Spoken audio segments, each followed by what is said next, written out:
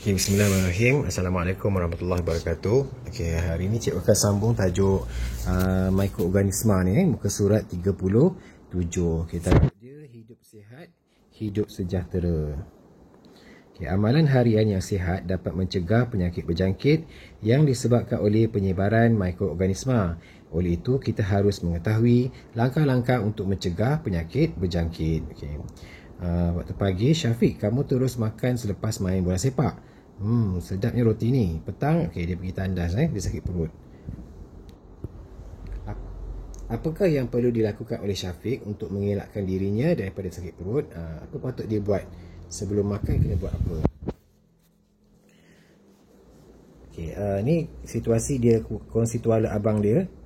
Seminggu kemudian, apa yang berlaku kat dia, dia kena kurap. Mengapakah kita tak boleh berkongsi tuala dengan orang lain? Kita tak boleh berkongsi tuala. Kalau kamu berkongsi tuala, kamu boleh kena penyakit yang disebabkan oleh mikroorganisma. Dan juga kamu kena elakkan daripada makan tanpa membasuh tangan. Kena basuh tangan dulu sebelum makan.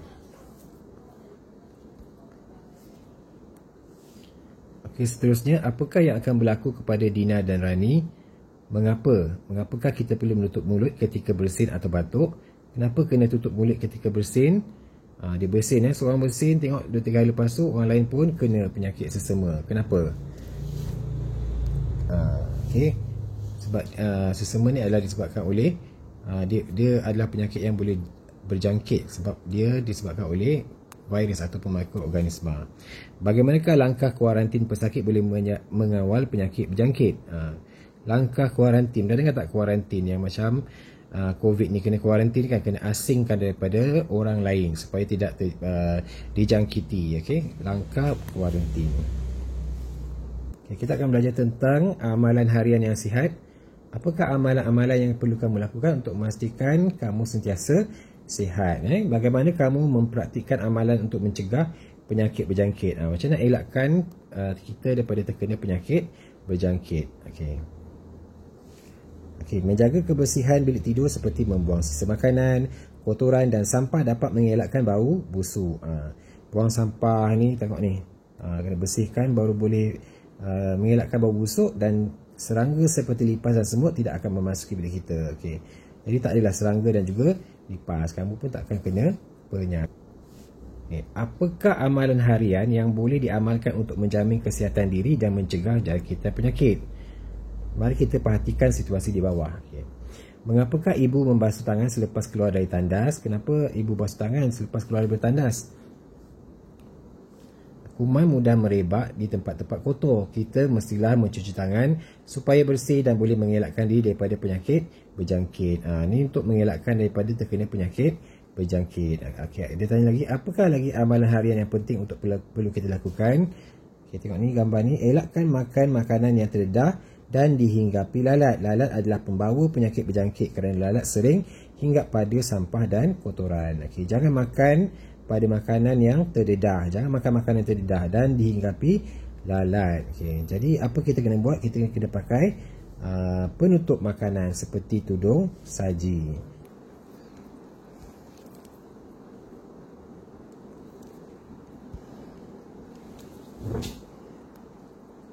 Cikgu tak banyak ajar hari ni, cuma kerjanya kamu kena salin ni.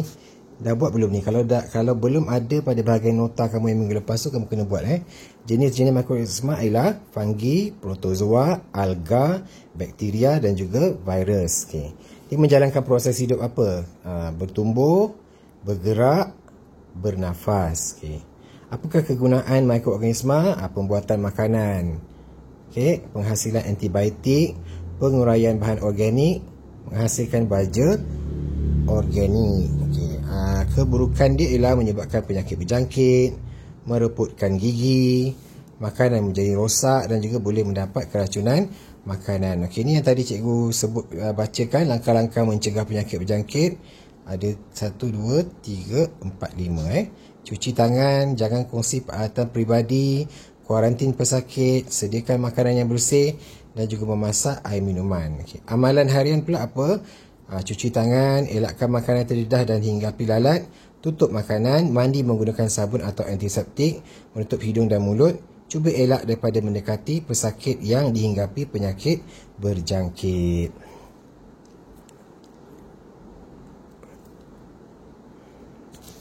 Okey, kamu juga kena buat latihan ni Okey, latihan ini. Jawab semua soalan dalam buku latihan sains. Antara contoh fungi di bawah, yang manakah sesuai dilihat dengan menggunakan mikroskop? Yang mana sesuai kita tengok guna mikroskop? Okey, pilih jawapan yang betul. Perhatikan gambar di sebelah. Antara pernyataan berikut, yang manakah benar tentang tumpuk hitam pada roti? Kenapa ada tumpuk hitam pada roti? Sebab apa? Adakah tumpuk hitam tu bertumbuh? Tumpuk hitam tu merosakkan makanan? Tumpuk hitam tu menghasilkan makanan sendiri? Tumpuk hitam itu juga boleh dijumpai di atas tumbuhan. Okey, mana yang betul? Tumpuk hitam ni adalah benda hidup ke tak? Tumpuk hitam ni adalah mikroorganisma kan? Okey, jenis apa? Kulapuk roti. Jadi adakah dia bertumbuh? Ya, dia bertumbuh. Ini betul. Ada yang lain ni awak fikir sendiri, betul tak? Tumpuk hitam itu merosakkan makanan, betul ke tak? Dia kata pilih jawapan yang betul. Yang mana betul kamu pilih Tumpuk hitam itu juga menghasilkan makanan sendiri. Adakah tumpuk hitam ini mempunyai sifat seperti tumbuhan? Dia menjalankan fotosintesis. Okey, mikroorganisma apa yang menjalankan fotosintesis? Ingat tumpuk hitam itu juga boleh dijumpai di atas tumbuhan. Boleh jumpa tak atas tumbuhan? Okey, seterusnya soalan nombor 3. Apakah mikroorganisma yang digunakan dalam pembuatan makanan? Okey, yeast, virus, bakteria, penicillium. Yang mana? Yang mana dua yang digunakan untuk membuat makanan? Okey, kamu tengok balik buku teks yang cikgu cerita minggu lepas Okey, nombor 4. Rani mendapati adunan roti yang dicampurkan dengan yeast menjadi kembang. Setelah adunan itu dibakar, dia mendapati terdapat rongga udara pada roti itu. Kenapa ada rongga udara pada roti selepas dimasukkan yeast? Kenapa? Macam awak lah, cikgu suruh awak bernafas pakai belon. Tiba-tiba ada belon tu mengembang kan? Apa ada dalam roti tu? Apa ada dalam belon tu? Sama. Apa yang keluar daripada mulut awak ketika bernafas, samalah dengan apa yang keluar pada yeast ketika dia bernafas. Lim dijangkiti konjungtivitis. Apakah yang perlu dilakukan oleh Lim? Bagi cadangan, kalau dia kena konjungtivitis, kena buat apa? Untuk elakkan dia menjangkiti orang lain. Okay, soalan 5 ni tak payah buat.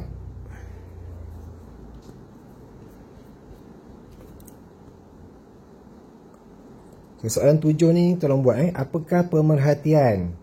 Ingat tak pemerhatian? Tengok ni ada yang sama. Suhu larutan, tempoh masa.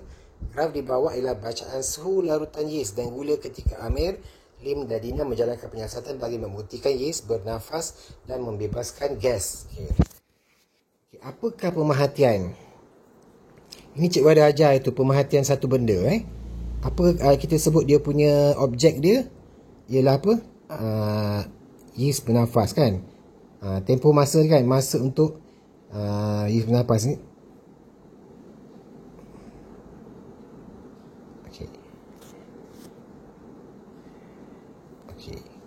Sebut yang ni. Suhu larutan macam mana? Bertambah ke berkurang?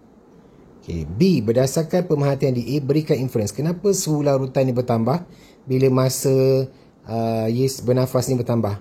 Kenapa semakin lama dia bernafas, makin tinggi suhu larutan tu? Sebab apa?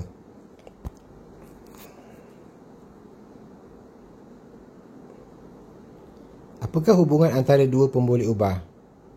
Pemboleh ubah ni PM kat sini, PB kat sini. Cuba buat semakin. Okey, nombor 8. Penyakit batuk kering atau penyakit tuberkulosis adalah berpunca daripada jangkitan bakteria.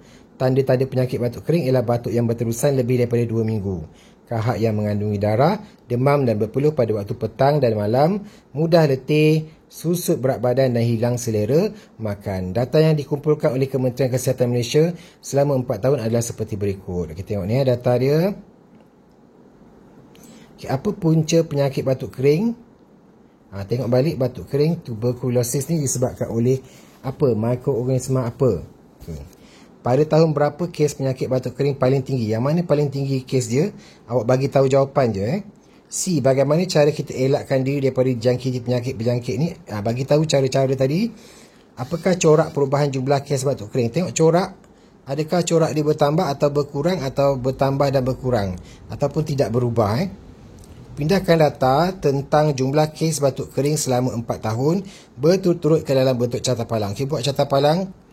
Kamu nanti nak UPSR kan? Buat carta palang macam mana?